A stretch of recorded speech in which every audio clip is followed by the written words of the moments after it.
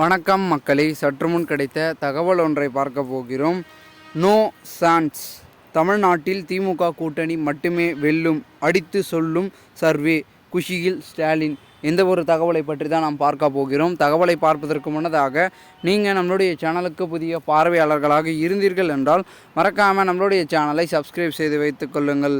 மக்களே, தற்பொழுதைய பொறுத்த வரைக்கும் தமிழ்நாட்டில் மக்களவை பொது தேர்தலுக்கான களம் சூடு பிடித்து கொண்டுள்ள நிலையில் இது தொடர்பாக சர்வேக்களும் அப்பொழுது வெளியாகி அரசியல் வட்டாரத்தை புயல் கிளப்பி கொண்டிருக்கிறது என்று தான் பார்க்கப்படுகிறது.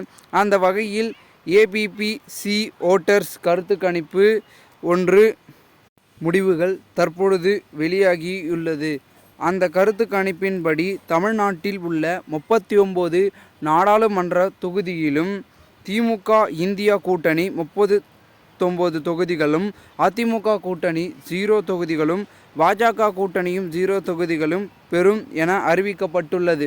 அதாவது தமிழ்நாட்டில் பதிவாகும் வாக்கு சதவீதத்தில் திமுக தலைமையிலான கூட்டணி 52% வாக்குகளையும், பாஜக தலைமையிலான கூட்டணி 19% வாக்குகளையும், அதிமுக தலைமையிலான கூட்டணி 23% வாக்குகளையும் பெறும் என தெரிவிக்கப்பட்டிருக்கிறது. இதற்கு முன் வெளியான பல்வேறு தேர்தல் கருத்து கணிப்புகளிலும் பாஜக 2 முதல் 10 தொகுதிகளை வரை தமிழ்நாட்டில் வெல்லும் எனவும் அறிவிக்கப்பட்டிருந்த நிலைமையில் தற்பொழுது ஒரு தொகுதியில் கூட வெற்றி பெறாத என கருத்து கணிப்பும் வெளியிடப்பட்டுள்ளது.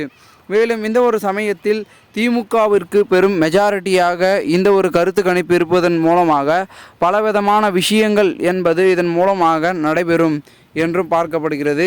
ஏனென்றால் திமுக அவர்களுடைய பிரச்சாரம் என்பது மிக தீவிரமாக பரபரப்பாக ஒரு பக்கம் போய் கொண்டிருக்கும் இந்த ஒரு சூழலில் அடுத்தடுத்து வெளியாகக்கூடிய சர்வேக்குகள் பெரும் விதத்தை சொல்லக்கூடிய ஒரு விஷயமாக தான் பார்க்கப்படுகிறது.